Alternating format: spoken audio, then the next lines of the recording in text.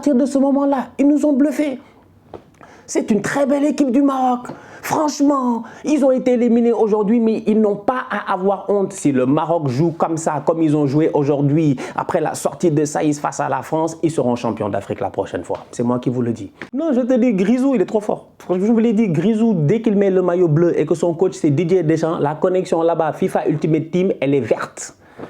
Intouchable. Amdallah, il est en fin de match. Frappe, s'il te plaît. Frappe. T'as fait un crochet, on a compris. T'as fait 2, on a compris. T'as fait 3. Tout le quartier a capté. Frappe. Il frappe pas. Les Français étaient là. Ils attendent. Non, mais c'est que Deschamps, c'est un bandit. Pardon. Parce que ce match-là, moi, me choque. Deschamps, Deschamps a dit, il joue pas au football. En fait, Deschamps, il est plus fou que vous tous. Il est très fort. Il est très, très fort. Lui, je ne discute plus. Il est fort.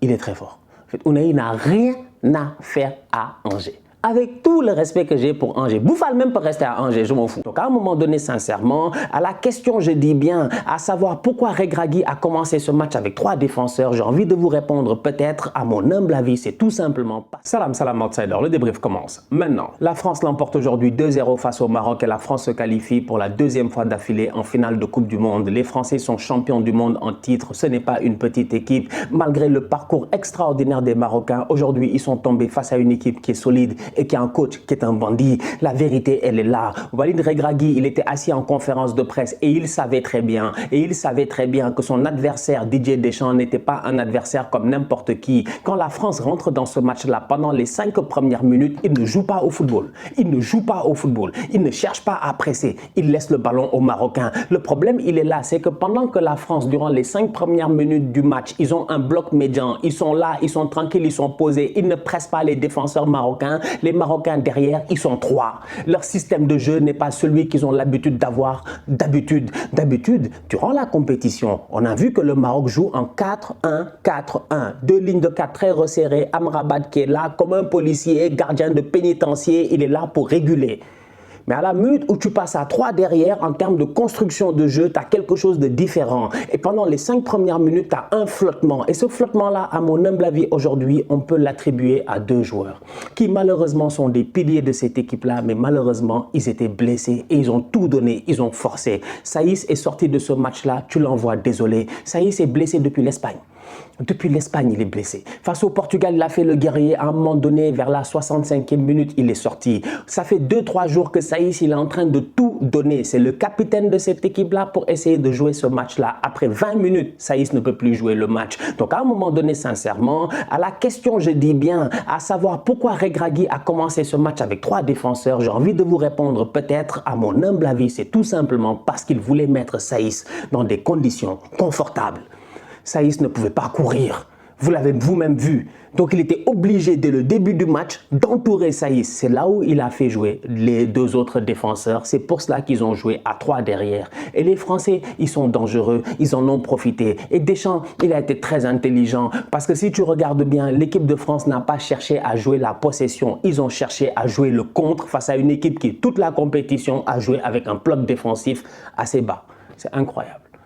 Tactiquement parlant, sincèrement, on peut parler jusqu'à demain, mais Deschamps, c'est pas un tocard. Mais il est fatigant. Il est trop fatigant. Il est trop fatigant. En fait, Deschamps n'est pas prévisible. Franchement, il n'est pas prévisible. Il a été plusieurs fois dans des systèmes de jeu plus ou moins défensifs. Cependant, aujourd'hui, à mon humble avis, il m'a surpris. Je m'attendais à ce que la France, ils arrivent et mettent la pression sur les Marocains. Ils ne l'ont pas fait. Ils sont restés, ils ont attendu. Ils ont laissé les Marocains avec le ballon. Les Marocains avaient 3 joueurs défensifs, Achraf sur le côté et puis l'autre aussi, comment il s'appelle, Mazraoui de l'autre côté. Ils avaient de la peine à les trouver. Mbappé passait son temps à s'intercaler. Les centraux ne savaient pas qui prendre. Griezmann était un joueur trop mobile. Ça a posé des problèmes. Au moment où Mbappé récupère le ballon et qu'il est dans la surface de réparation, au moment où il fait cette frappe contrée-là, regardez bien, ils sont tous encore une fois autour de Mbappé. La même chose que ce qui s'est passé la dernière fois face à l'Angleterre, quand Tchouaméni claque le but. C'est-à-dire qu'aujourd'hui, tu ne peux pas mettre un plan anti-Mbappé en jeu. Mais Kylian Mbappé, à lui tout seul, quand il prend le ballon, il obnubule 3, 4, 5 joueurs.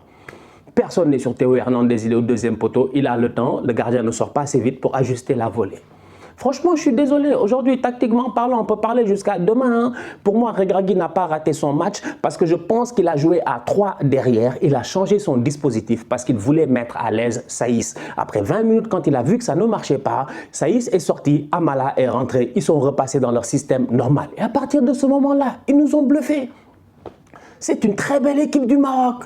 Franchement, ils ont été éliminés aujourd'hui, mais ils n'ont pas à avoir honte si le Maroc joue comme ça, comme ils ont joué aujourd'hui. Après la sortie de Saïs face à la France, ils seront champions d'Afrique la prochaine fois. C'est moi qui vous le dis. Ils vont être difficilement battables. Ils vont être difficilement battables. Ces boys-là, ils savent défendre. Ils sont disciplinés. Mais aujourd'hui, pour la première fois de la compétition, ils nous ont montré que quand ils sortent ballon au pied, ils n'ont rien à envier à personne. Les sorties de balles, on le savait déjà. La construction de jeu était magnifique. Ils se sont créés des occasions. Leur problème, ils ont des attaquants. Je l'ai dit, toute la compétition. Mais les frérots marocains, franchement, mais nous tous, on était derrière vous. Franchement, moi, j'étais derrière vous. Honnêtement, j'étais très derrière vous. Mais je me suis dit, c'est pas possible. Vous avez une association de attaquants. Sincèrement, Kolo Muani, il rentre, bim, il claque un but. Marcus Thuram, il rentre, bim, il commence à fatiguer les gens. Giroud, vous avez eu de la chance. Il aurait dû claquer la frappe là sur la passe de Aurélien Tchouameni. C'est pour dire à quel point tu as une équipe de France, tu sens que le danger peut venir. Mais le Maroc, franchement, ça construit, ça arrive sur le côté, ça fait centre, il n'y a personne pour couper. Amdallah, il est en fin de match, frappe s'il te plaît, frappe, tu as fait un crochet, on a compris, tu as fait 2, on a compris, tu as fait 3, tout le quartier a capté, frappe, il frappe pas.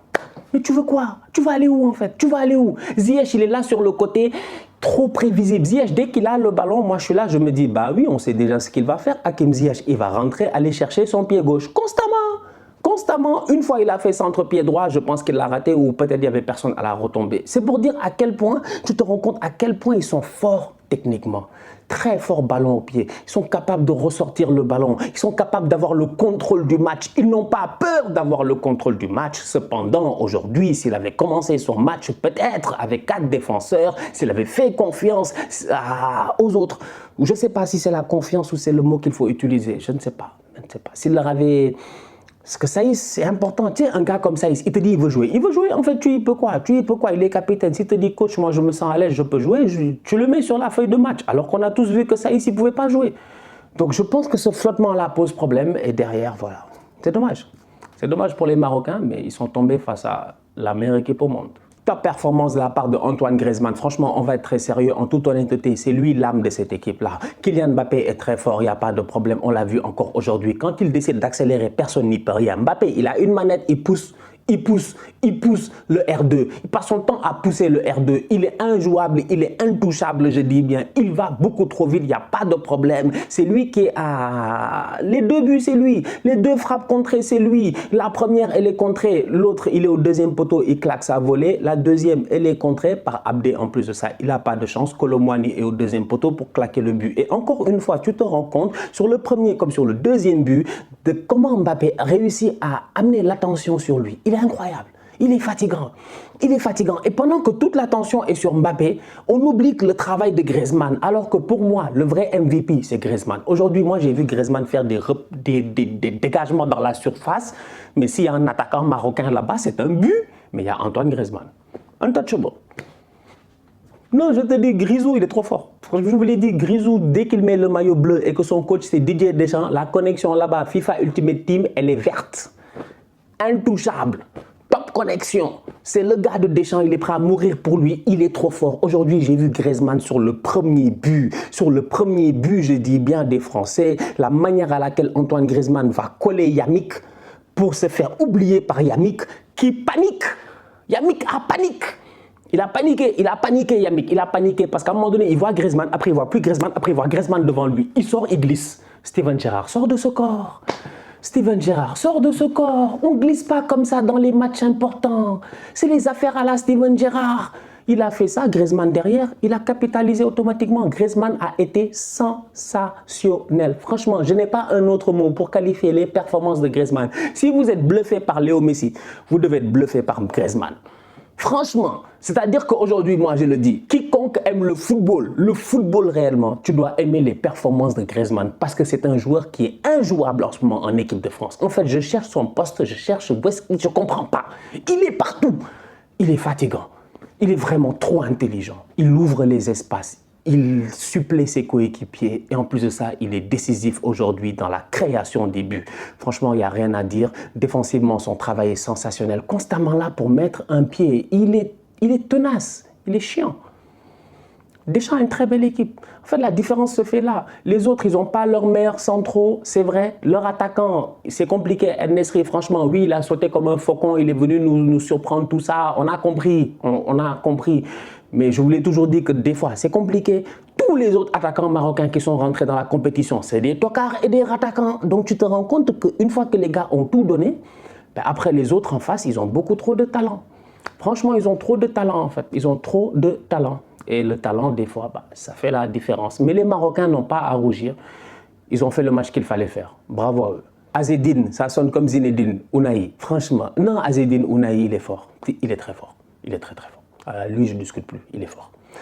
Il est très fort. En fait, Ounahi n'a rien à faire à Angers. Avec tout le respect que j'ai pour Angers, Bouffal même peut rester à Angers, je m'en fous. Non, franchement, Bouffal, on l'aime bien, mais Bouffal, on sait qu'il n'est pas sérieux. Bouffal est déjà allé à Southampton, tout ça. On sait que Bouffal, Bouffal là, c'est parce qu'il a mis le maillot de l'équipe nationale, il a tout donné, il était prêt à mourir sur le terrain. Mais Ounahi est trop fort.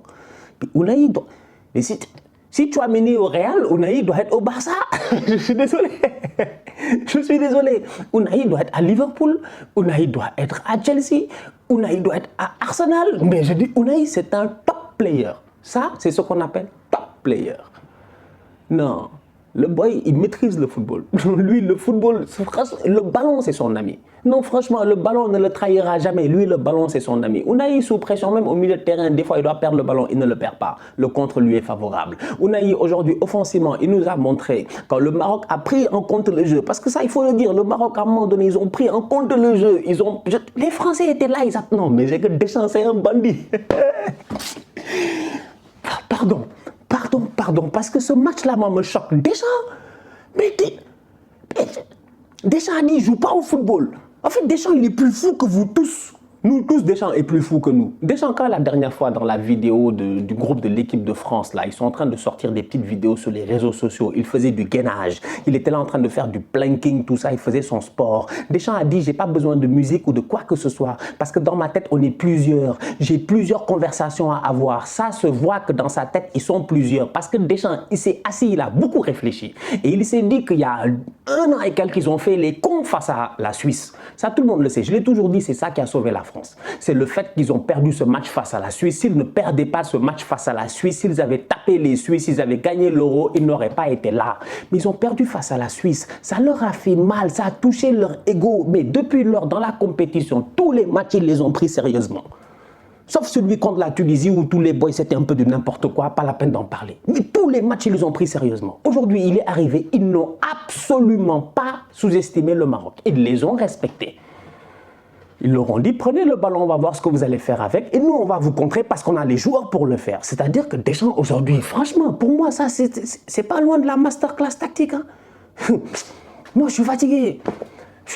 J'étais là, j'ai dit, mais c'était... En fait, j'ai dit, jusqu'à l'action de Hamdallah qui est sortie par Koundé sur la ligne, j'ai dit, eux, ils sont intouchables. Cette équipe-là... Non, les prières que l'équipe de France ils ont en eux, personne ne les a, c'est incroyable. On va voir. Attention, ils vont tomber face à un autre là-bas qui s'appelle Messi. Lui, comme par hasard, il s'appelle Messi. On va voir ce que ça va donner en finale. Mais pour moi, aujourd'hui, franchement, les Marocains ont joué au football. Ounahi a été très bon au milieu de terrain. Il a été excellent. Il n'y a pas d'autre mot à dire. Il a été excellent de la première à la dernière minute jusqu'à ce qu'il fasse sa reprise de volée là où quelques secondes avant, il dit il a mal, il demande le changement. Il a été bon. Un top player. Franchement, ils sont juste tombés face à une équipe de voyous, une équipe de bandits, une équipe menée par Didier Deschamps. C'est mort. J'ai trop hâte à la finale. Je ne sais pas ce qui va se passer, mais j'ai trop hâte à la finale. France-Argentine. J'ose même pas finir le débrief sans parler de Konaté.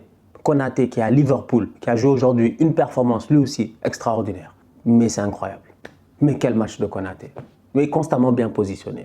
Toujours le pied là où il faut. Le boy n'a perdu, je dis bien, presque aucun duel. Il a toujours été là. En fait, ça se posait des questions, même à savoir pourquoi est-ce qu'il est devant Upamecano, je dis bien dans la hiérarchie. Et là où tu vois encore la chance de Deschamps. On parle souvent de la chatte à Didier Deschamps, donc la chance de Didier Deschamps, pour ceux qui peuvent être frustrés, tout ça.